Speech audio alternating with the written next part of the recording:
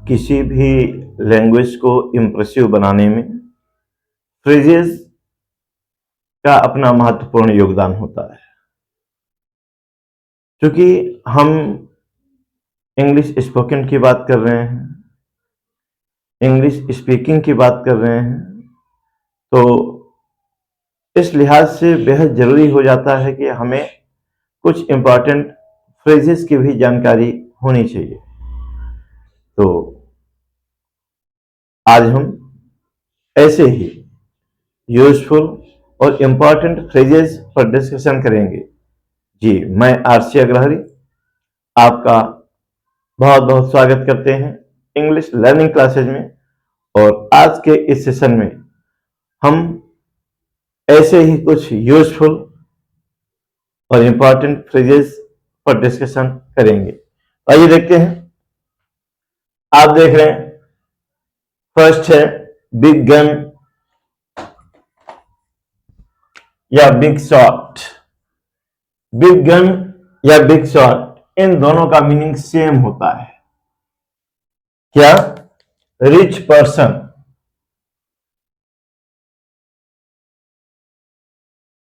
Rich person generally हम नहीं जानते हैं, तो बिग गन का मतलब कुछ और ही सोचेंगे। अच्छा, बड़ी बंदूक या बिग शॉट, बहुत बढ़िया निशाना, गलत हो जाता है। इसलिए फ्रेजेस की जानकारी होना बेहद जरूरी हो जाता है। तो आप समझ गए होंगे इस समय बिग गन या बिग शॉट, इन दोनों का मीनिंग रिच पर्सन होता है। जैसे कि आप कह सकते हैं Amitabh Bachchan is a big gun, या फिर आप सेकंड देख रहे हैं अ कोल्ड फिश। अ कोल्ड फिश का मीनिंग क्या होता है? अ कोल्ड फिश का मीनिंग होता है a person without emotions.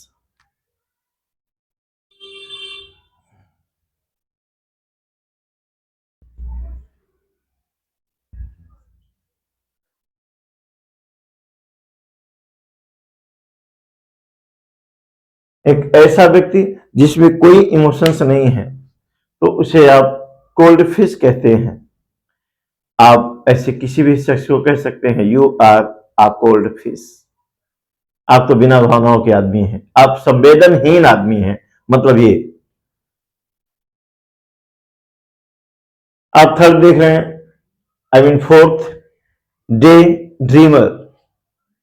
Day dreamer का मीनिंग होता है अ person who doesn't live in present, often he thinks about future. यानी कि ऐसा व्यक्ति जो कभी प्रेजेंट में रहता ही नहीं है, वो ज्यादातर फ्यूचर के विषय में सोचता रहता है। ऐसे शख्स को आप डे ड्रीमर कहते हैं। ड्रीमर, ये जो फ्रेज है, इसका मीनिंग क्या होता है? ऐसा शख्स जो प्रेजेंट में नहीं रहता, नहीं सोचता, वो हमेशा फ्यूचर प्लानिंग करता रहता है, फ्यूचर के विषय में सोचता रहता है। और ये देखते हैं, नेक्स्ट वर्ड आपका है वरीवाट। तो ये वरीवाट क्या है, तो आपको जानना चाहिए। A person who often worries, एक ऐसा शख्स जो हमेशा चिंता करता है, हमेशा चिंतित रहता है। And particularly about things that are not important, और ऐसी चीजों की चिंता करता है जो इंपॉर्टेंट ही नहीं है। यानी कि बिना मतलब की चीजों पर चिंता करने वाले शख्स को आप वरीवाट कहते हैं।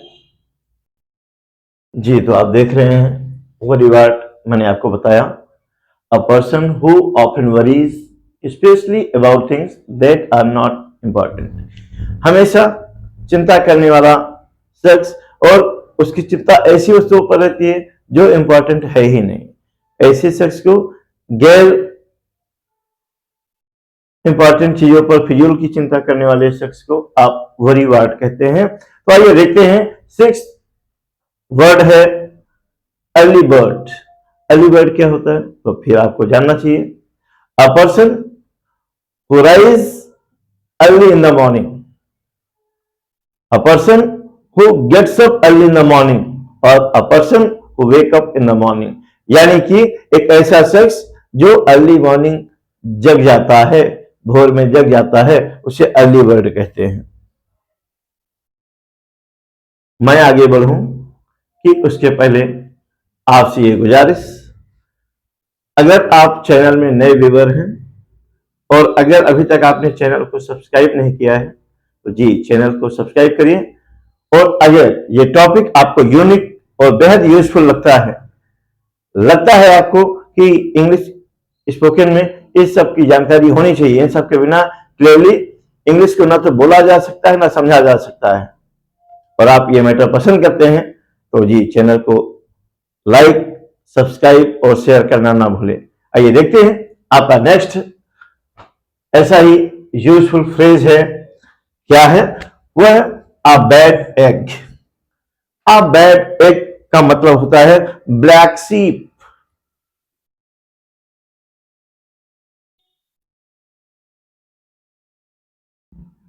ब्लैक शीप, इसका मतलब काली भेड़ नहीं सोचेगा, निकम्मा आदमी को कहते हैं। समझ गए होंगे। अ बैड एग का मीनिंग मैंने बताया, ब्लैक शीप। ब्लैक शीप यानी कि निकम्मा आदमी, यानी कि अ person who doesn't do anything, यानी कि ऐसा शख्स जो कोई काम नहीं करता है, निकम्मा लोग उसे कहते हैं, इंग्लिश में ब्लैक शीप कहते हैं। और ये फ्रेजल वर्ड में अ बैड एग कहा जाता है। और आप देख रहे हैं नाइट आउल, तो ये नाइट आउल क्या होता है? One who remains awaken through all the night. आपने सुना?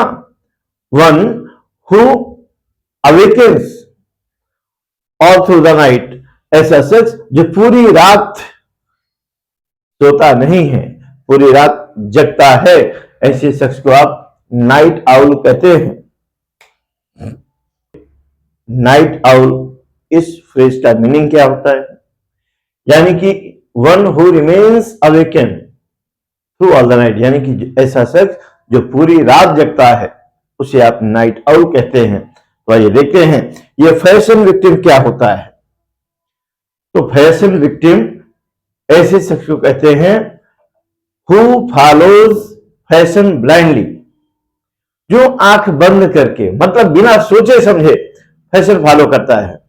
वो अच्छा लगेगा, बुरा लगेगा, लोग उस पर हंसेंगे, नहीं हंसेंगे, इस चीज की चिंता किए बिना जो फैशन को फॉलो करता है उसे आप फैशन विक्टिम कहते हैं। तो आप समझ गए होंगे ये फैशन विक्टिम फ्रेज का मीनिंग क्या होता है। यानी कि ऐसा person who follows fashion blindly, मैंने पहले भी बताया, जो बिना सोचे समझे फैशन को फॉलो करता है और इवन समटाइम्स लुक रिडिकुलस, और कभी कभी वो हंसी का पात्र बन जाता है, वो हंसी का पात्र हो जाता है, लोग उसका मजाक उड़ाते हैं, उस पर हंसते हैं। तो आइए देखते हैं आपका last word do ever. Do ever का मतलब होता है कभी तो।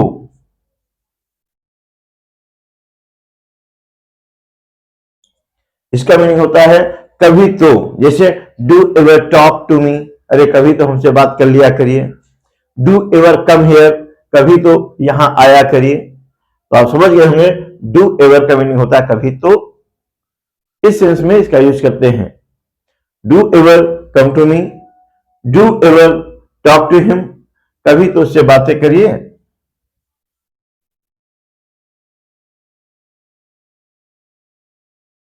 टॉक टू मी और डू एवर कम हियर। ये डू एवर नीचे कॉपी है। तो आपने देखा ये कितने यूजफुल फ्रेजेज हैं। अगर ये जानकारी आपको पसंद आई तो चैनल को सब्सक्राइब करना, शेयर करना, लाइक करना ना भूलें। चैनल को सब्सक्राइब करें ताकि ऐसे ही हम यूजफुल वीडियोस आप तक पहुंचाते रहें। Thank you. फिर मिलते हैं एक ऐसे ही एक यूनिक जानकारी के साथ।